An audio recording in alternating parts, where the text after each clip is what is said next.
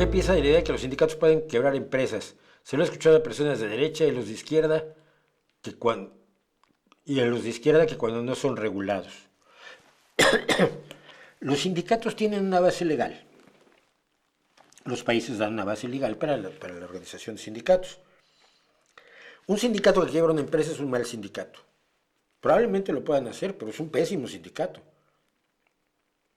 Porque deja a los trabajadores sin empleo, que se supone que no era la idea, pero la idea original del sindicato es que los trabajadores conserven su empleo y tengan mejores condiciones de trabajo siempre que sea posible. Condiciones de trabajo no solamente de salarios, que es generalmente la lucha sindical, sino condiciones de trabajo, por ejemplo, de seguridad, ¿no?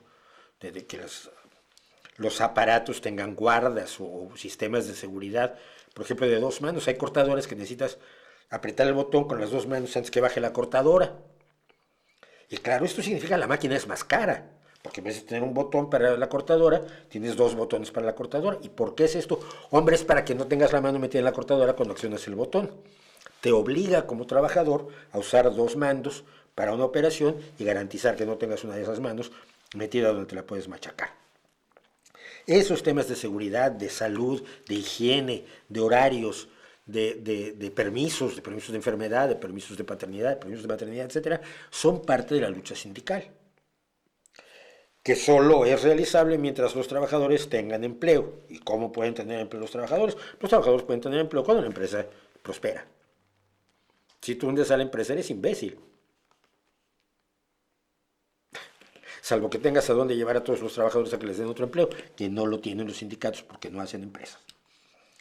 Entonces, que un sindicato pueda quebrar una empresa, es posible, una huelga absurda, pero nunca he conocido un caso que así ocurra. Mucho menos un caso relevante y mucho menos un caso continuado. O sea, estos argumentos de algo que podría pasar, así como el de Milei, pero yo no conozco casos que si los hay serán escasos y poco representativos en que un sindicato quiebre una empresa. Lo que hace el sindicato es que reduce las ganancias del empresario. Eso sí, por fuerza, porque no hay otro lugar de donde sacar. Es que mejor que usen guantes. ¿Quién pone los guantes? Que los pague el trabajador. ¿Por qué? Si son indispensables para el trabajo. Vale, los paga la empresa. Es el costo de esos guantes, ya no se lo ganó el empresario. Y luego también gafas de seguridad, porque saltan chispas. Pues las gafas de seguridad las tiene que pagar la empresa. Pierde el empresario. No pierde, deja de ganar.